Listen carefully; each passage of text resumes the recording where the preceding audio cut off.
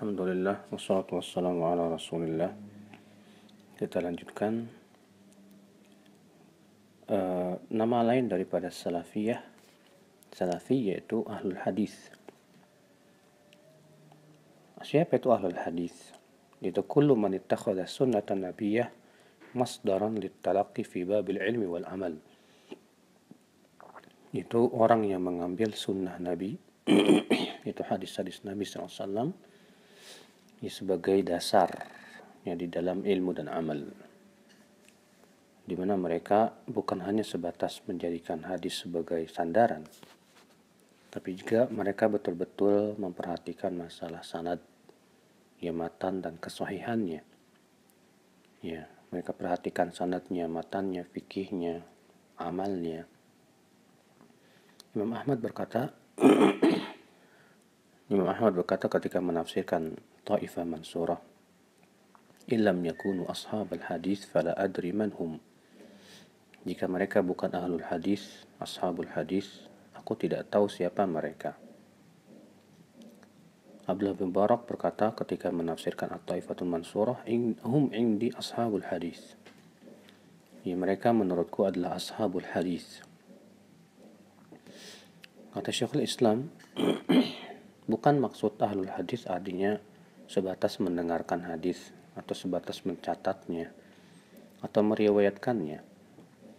Akan tetapi orang yang menghafalnya dan memahaminya secara zahir maupun secara batin, lalu ia mengikutinya juga secara zahir dan batin. Yang paling rendah, kata beliau, setidaknya ia mencintai Al-Quran dan hadis dan mencari makna-maknanya dan mengamalkan ya konsekuensinya.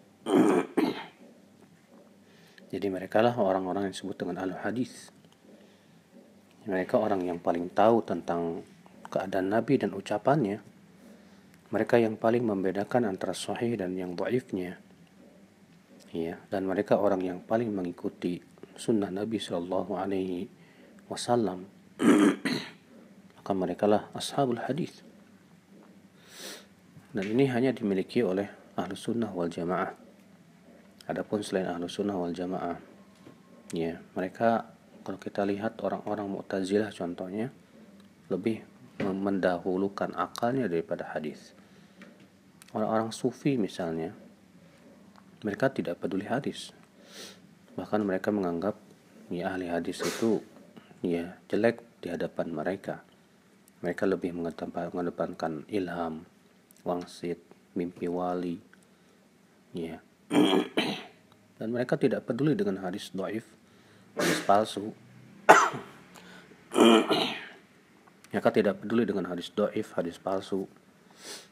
Demikian pula ya selain ahlul hadis, ya mereka itu sangat tidak memperhatikan hadis Nabi Shallallahu Alaihi Wasallam. Kalaupun mereka memperhatikan, mereka hanya sebatas secara lahiriahnya saja, ya matannya, tanpa berusaha memahami ya hadis tersebut sesuai dengan pemahaman salafus saleh.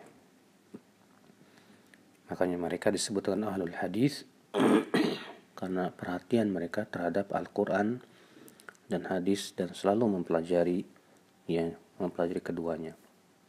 Imam Ahmad berkata, dinun Nabi Muhammadin akhbar, ni'mal matiyya lil fath athar, la targhabanna 'anil hadithi wa alih, farra'yu laylun wal hadithu nahar. Agama Nabi Muhammad itu berdasarkan akhbar, itu Al-Quran dan hadis. Sebaik-baik kendaraan untuk pemuda adalah athar. Jangan kamu membenci hadis dan ahli hadis, karena ra'yu itu bagaikan malam dan hadis itu bagaikan siang.